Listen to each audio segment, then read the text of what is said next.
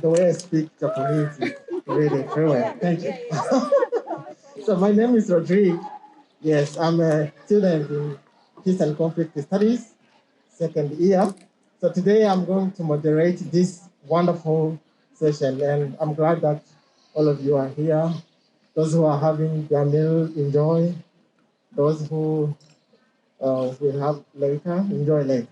So I will be with Chihiro-san, who will be, you know, helping lose the time. And also we have our friends here will be introducing the major, purpose of this event. So thank you all for coming. Let's start, okay? So today, we are having a program, but before that, I want to let you know that since June 7th, we are having this wonderful exhibition, which was named Feel Africa. So it's really good. I think some of you have been wondering why all these, art and photos in the main building. So this is the program. So it will end on July 6th. So we still have some weeks ahead. But part of the South Africa exhibition, there is this program for today, which was named Experience Sierra Leone Village with a Picture Book, Story Hour of Ansu's Village. So this is the program for today, and I'm glad you all are here to listen to some stories about Africa, right? So I want to introduce by asking you one question. People who have been to Africa, raise their hand.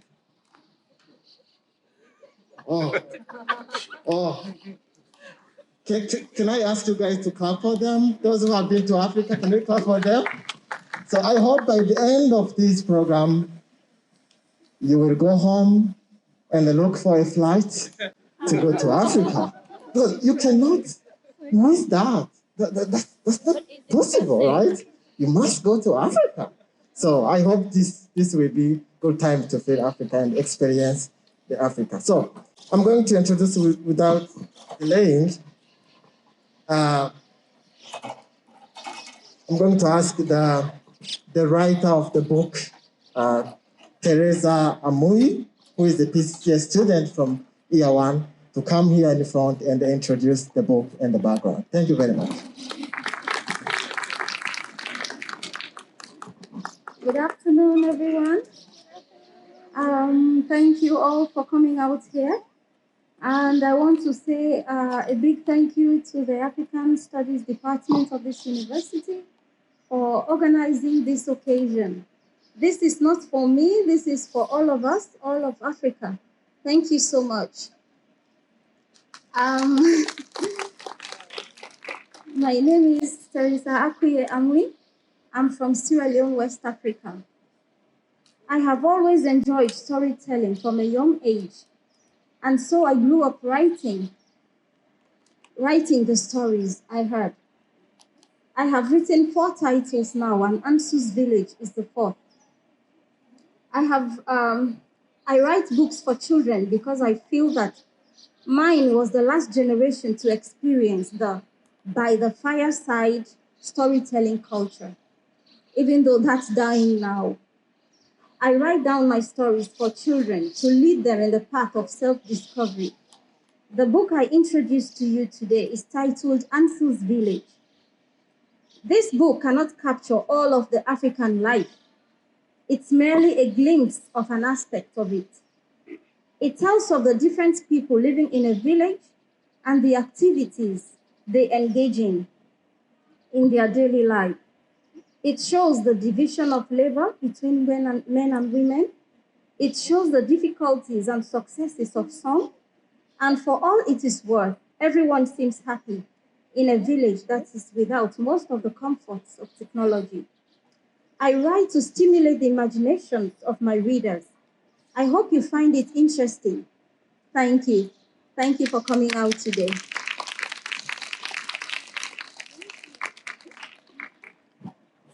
Thank you very much. So when you become the president of Sierra Leone, I will come to visit the country. You see how she's, very powerful women. Thank you very much. So today, the reader of the book is Samuel Gabriel Carter, a PCA student also in first year. So I will invite him to come front. And also I invite Hana-san and Ayaka-san, who will be holding the book so that you can see the wonderful pictures. Thank you very much.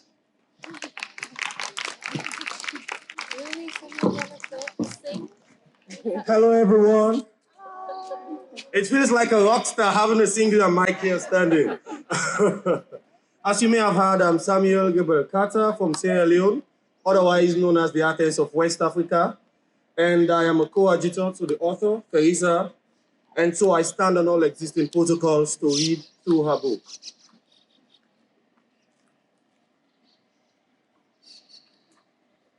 As you may have heard, the title of the book is Ansu's Village, written by Theresa Akuye Amui and illustrated by Michael Anim. It reads, "Hello, my name is Ansu, and I live in a small village in Sierra Leone. The people in my village are the nicest you'll ever meet. They love visitors. They will give you their beds, and they will sleep in their hammocks. They will cook a very special meal for you. They are a very nice people. I like Mr. Sumana. He is all skin and bones. When he takes off his shirt on a hot day, I can count all his ribs. When he has his clothes on, he's like the scarecrow in the rice farm. He has the pointest knees and shoulders in the village. People say that he's the thinnest man in the village. I think so too. Fatu's best friend is Hawa. They spend most of their time together. Hawa and I are of the same height, and I am only 7 years old. She's always wearing bright colored dresses. I think it is to prevent being stopped on by Tolo, the hunter.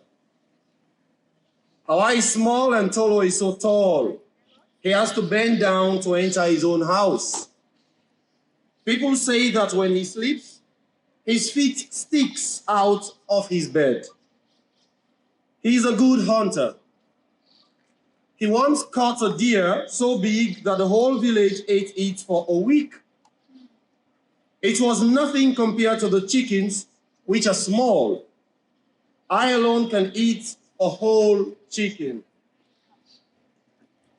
That big deer was carried to the village by Aliyu, the only man in the village who can lift heavy weights. He is the strongest in the village. He has won every fight in his life. He once stopped 5 thieves from stealing from his farm. He caught them and handed them to the police. No one ever comes to steal from a village ever again. Next to Aliyu's house was Mada, the man who is so lazy he cannot lift a full cup of water to his mouth. Mada is always looking up at the sky, and one day I asked my grandmother why.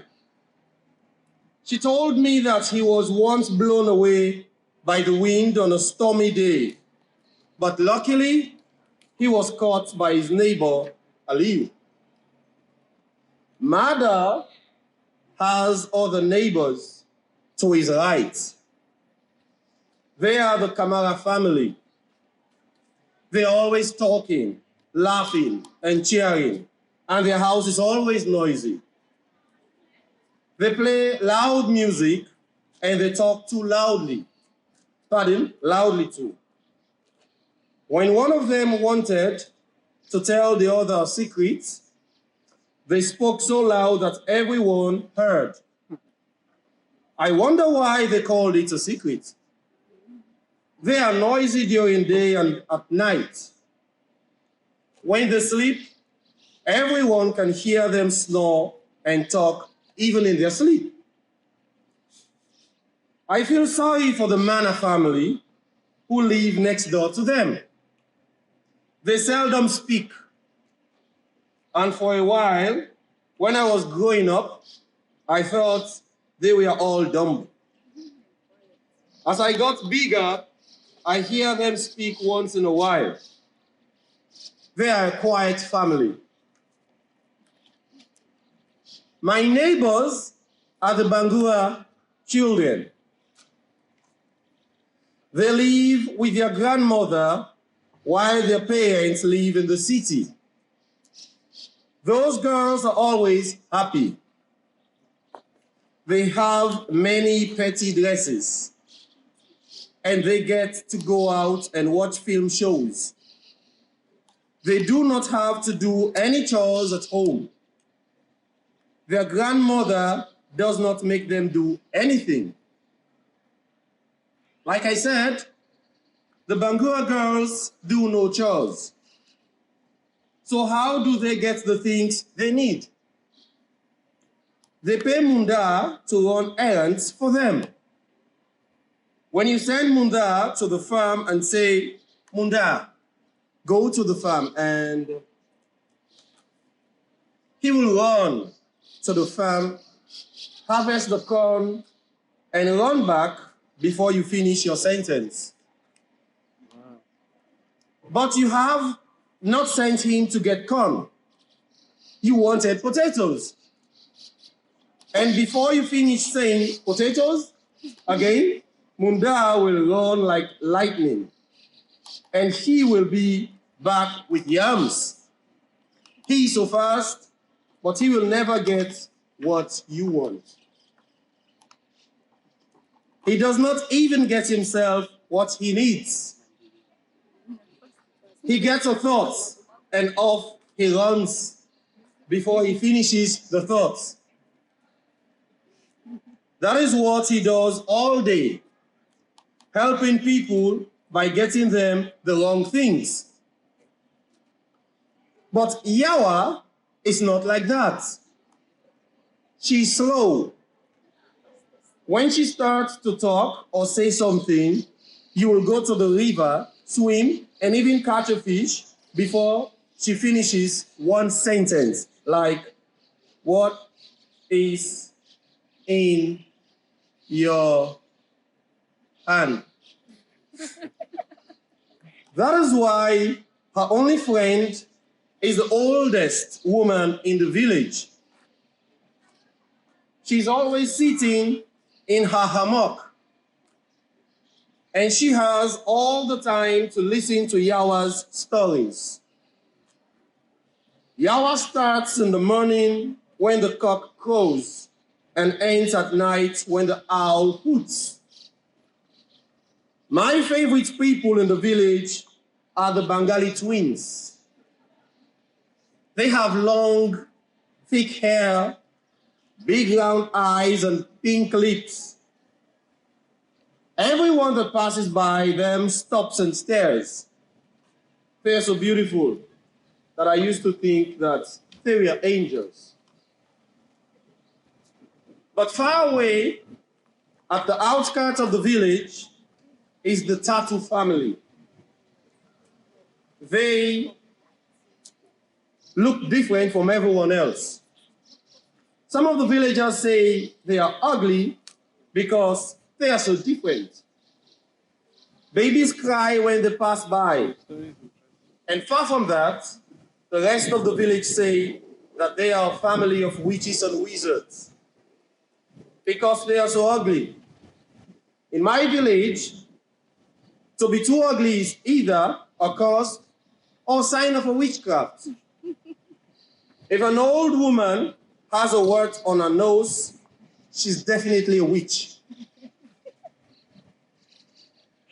But I know better because my mother says it's wrong to think that way. My mother is friends with the Tatu family. She visits them and keeps them company. Unlike the Bangura children, the Tatu children are always sad because they have no friends. My mother is the kindest person in the village. If she's not making the Tatus happy, she's stopping the market women from punishing them for sleeping in their stalls. She gives them food and medicine when they need it. My mother told me to always be kind to the poor. No one else helps the Tatu family, not even Mr. Kaba, the only man who owns a car in the village. He lives in the biggest house and owns the biggest farm. All his children go to private schools in the city. Every night, he brings his television out in his compound for us all to go watch movies.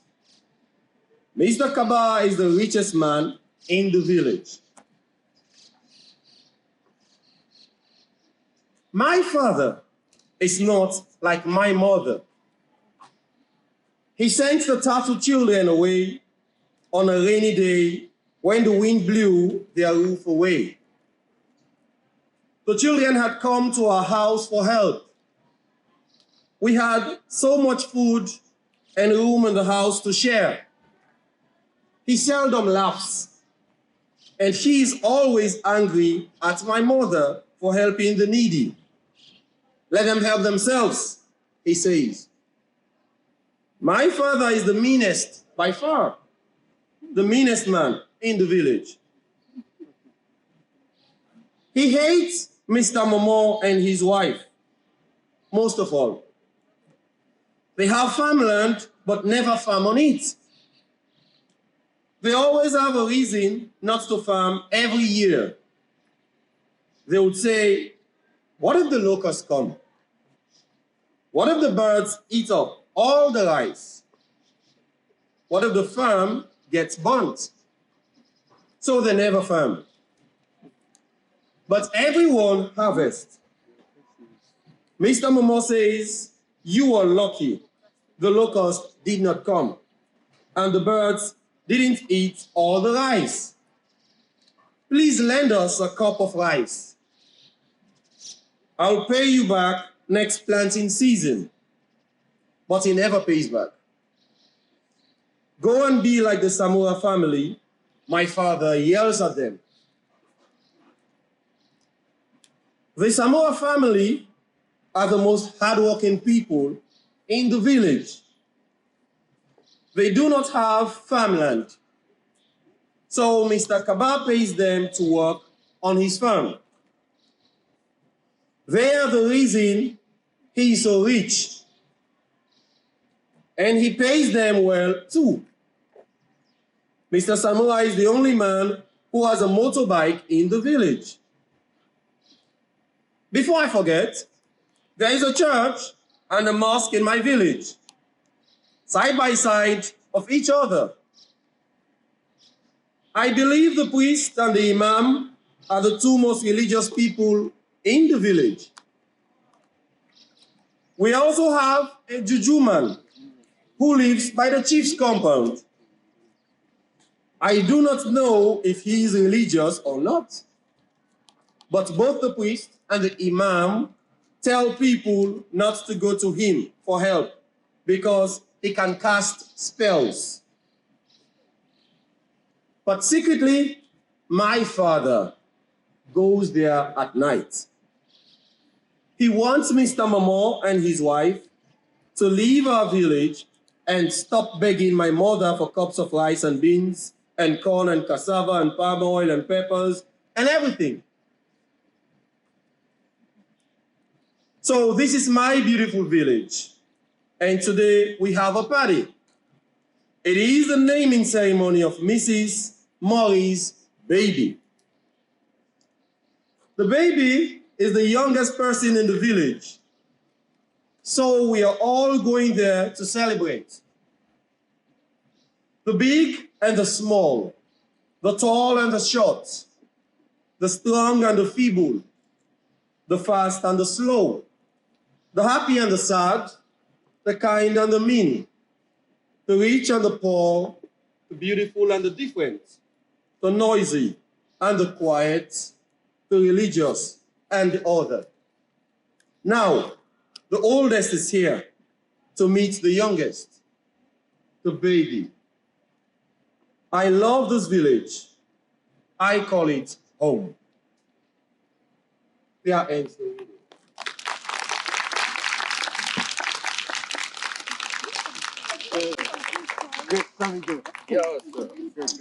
Thank you very much. Thank you very much. Oh, that was wonderful. That was wonderful. Yeah, that was wonderful. So I will invite once again Theresa to give some qualifications. Please. Thank you, Mr. Carter, for reading the story. I cannot explain all of the book, but I can explain a few captions of it, as it is posted here. This is the river, even though this picture talks about these two girls, but it shows the importance.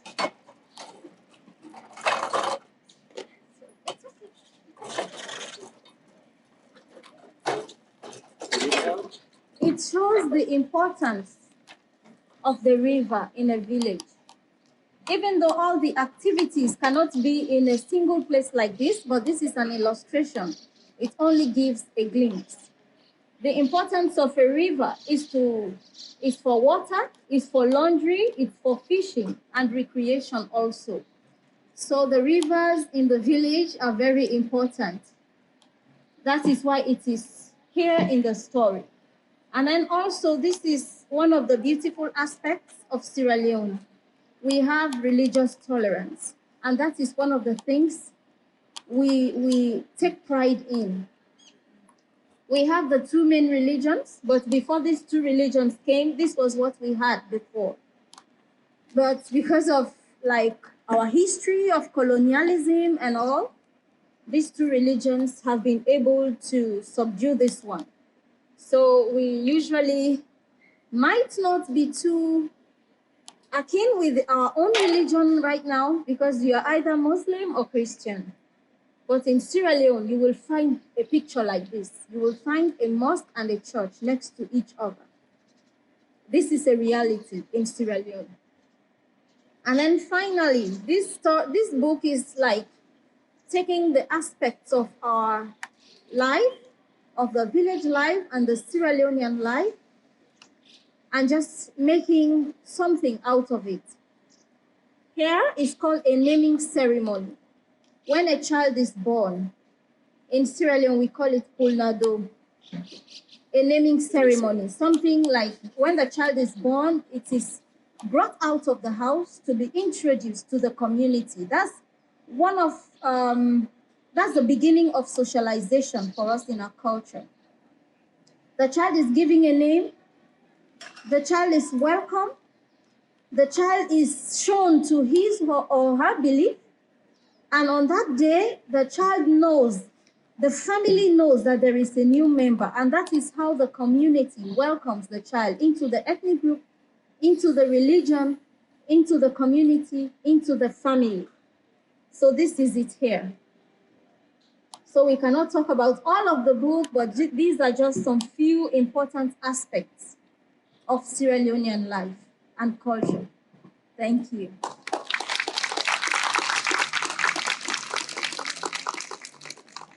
Yeah. Thank you very much. So, one of the misunderstandings that many of us might have is that in Africa, people live only in villages, right? So, but today we wanted to, show both sides. We have also cities. Yeah. So, of course, those cities are small, but we do have cities. So that's why we invited Shukulu Murekatete and Bassant Mosle to present one following the other about the life in cities in Rwanda and Egypt. Please welcome.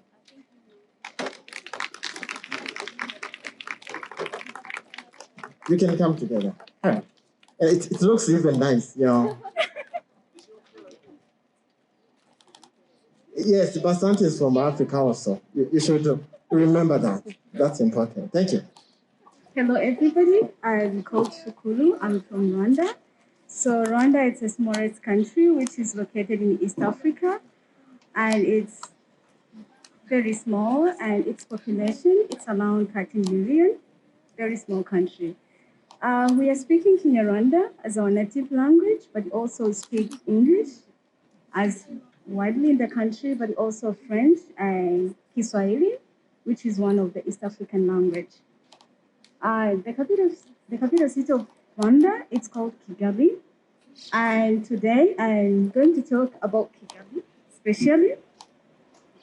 As I mentioned, this is the capital city of Rwanda, and also it's very, very small city because it size around 730 square kilometer, and it is having high population density because I think people are living there. It's around more than 1 million, but during the day, it can even be more than 2 million because a lot of people are coming to work in Kigali and living outside of Kigali. So it's very high population density.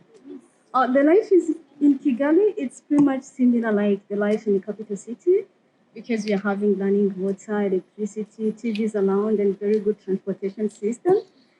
And also we are having 5 stars hotel, like those international hotels like Marriott, Luxembourg hotels. You can find them in Kigali. And also when it comes to the restaurants, also we are having international restaurants, including Chinese, Japanese restaurants. You can see them in Kigali. And also when it comes to the entertainment, yeah, Kigali, it's having very nice entertainment, music, which is well known as African came to do, but also for different games like basketball, volleyball. Especially Kigali, it's well known for hosting like basketball African leagues because you're having very nice stadium for that, but also volleyball as well. Another advantage when you're in Kigali, you can have an opportunity because Rwanda is very, very small country, and then it is very easy to travel around the country, and Kigali is in the center. So when you're in Kigali, you can have an opportunity to visit different places in the country. Like around 2 hours and a half, you can go to the northern part of Rwanda, where you can see mountain gorillas. And also around 2 hours, you can go to the eastern part of Rwanda, which is called Akagera National Park, to see different savanna animals like giraffe, like different savanna animals. So you can have that opportunity to see different, animals, and also very different forests and everything. And also Rwanda, it's very mountainous country. So briefly, this is all about Kigali, and also Kigali is well known as one of the cleanest city in Africa and safe city to be with. So you are most welcome to Rwanda, especially in Kigali. Thank you.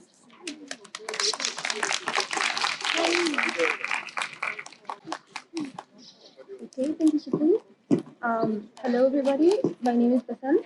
I'm from Egypt, and I'll give you a brief introduction about Egypt.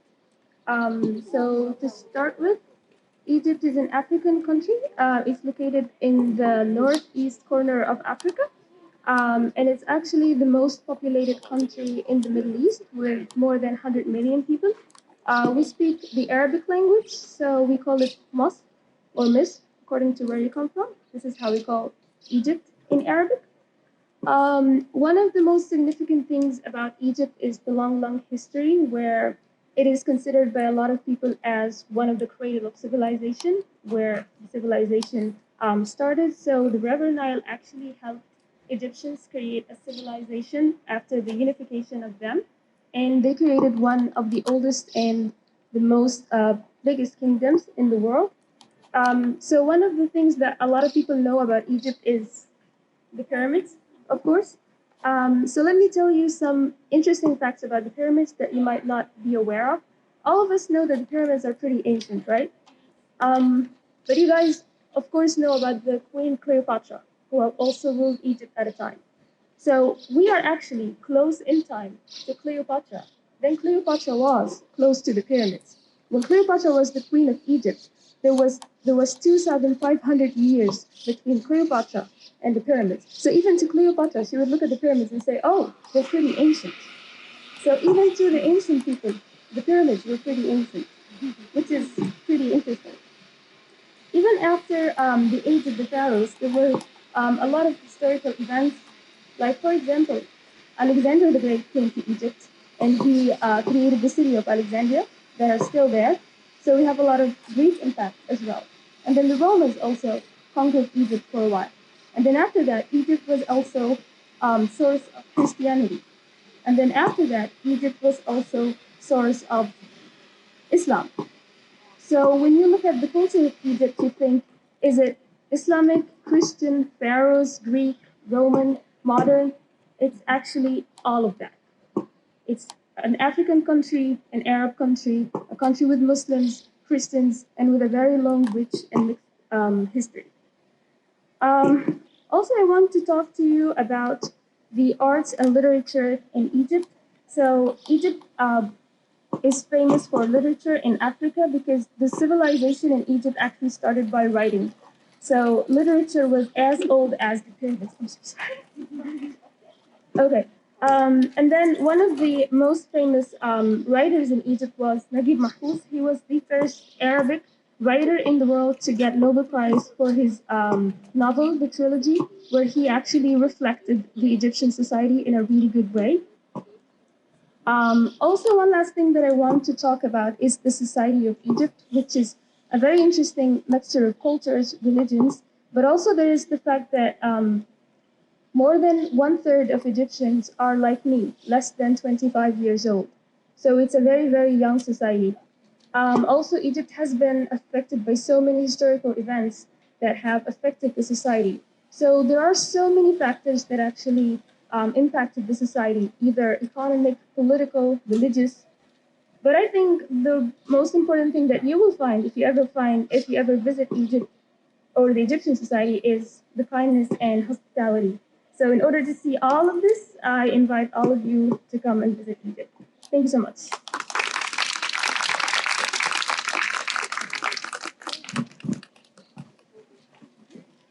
Thank you very much. I haven't been to Egypt too. Yeah, yeah. Maybe this will be my next destination. So thank you very much to give us an idea about the cities in Africa. But also, thank you for Teresa and Gabriel, Samuel, Kata, for just kidding, for giving us an idea about villages in Africa. So we have both. We have both of them, right? At least you remember that, okay? We have both of them. We have very good stuff. We have very bad stuff. So, so it is a society, right? So don't just look at one angle of the thing. So we are approaching to the end of our program, but as we conclude, I will give you some announcements. So the first one, maybe you have received this questionnaire. So if you have received it, if you haven't, please get one. We want to hear from you. So give us your comment. If we cannot do it on the paper, so we have a QR code. You can scan it and respond later. That's one. Secondly, we still have 10 minutes. And we are going to use those 10 minutes as follows. First of all, I want to receive only one question, one or two questions. and then we try to respond to that question or those two questions. And then after that, we have many photos here. So I will invite all of you to pass by and see what you could not speak, right? And see it by yourself. So, yes, so any question? Shitsumonga arimasu? Any question? No? One question? Yes. You ask the question or you answer your question? No, I asked the question. Okay, goes on. It's a very easy question. My question is about... Hello. Okay. The question is about Egypt. Yeah, I learned that when I was in high school, I learned about the pyramids. I had free pyramids. What do you think about that? Is it free or more than that? So there are more than 3 pyramids. However, the most famous ones are the 3 pyramids that are located in Giza. And this is because it was the ancient Egyptians' thought of always burying the people in tombs. So like the tombs actually developed from just one stair on the ground until it became the pyramids. So until there were the 3 pyramids, there were already a lot of other pyramids, but they're just less famous. So for example, there is a famous pyramid that's called, I think it's called the Broken Pyramid. I don't know the name in English precisely, but it's in Fayoum, and this is close to Cairo, the capital. It's actually a really, really big pyramid. It's just less famous because it doesn't look as cool as the pyramids in Giza. Thank you.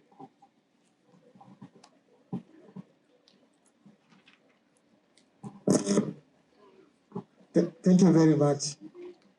One more question? Yes. Yes. So I have a question to some of you. What brought you to come to Japan? Really? Well,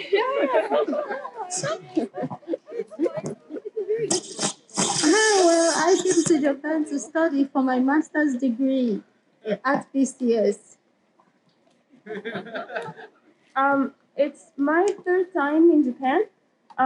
So it is probably because of my major. My major is Japanese language.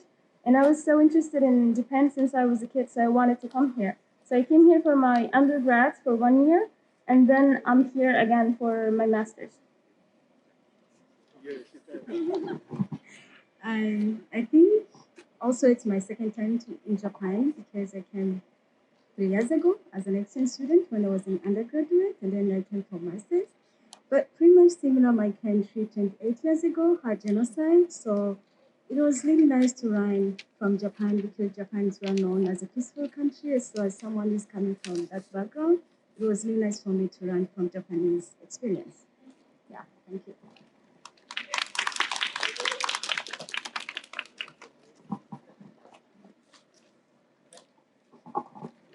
Thank you very much. So yes, thank you very much. I will let you know visit. Thank you for the professors, the staff, and students, and everyone. And I saw my good friends from Tachikawa. Do like this. Yes, thank you for Kenta, Kono. Yes, and others. Please enjoy the remaining time, and we will meet you once again if we organize another event. Thank you very much. 本当にありがとうございました。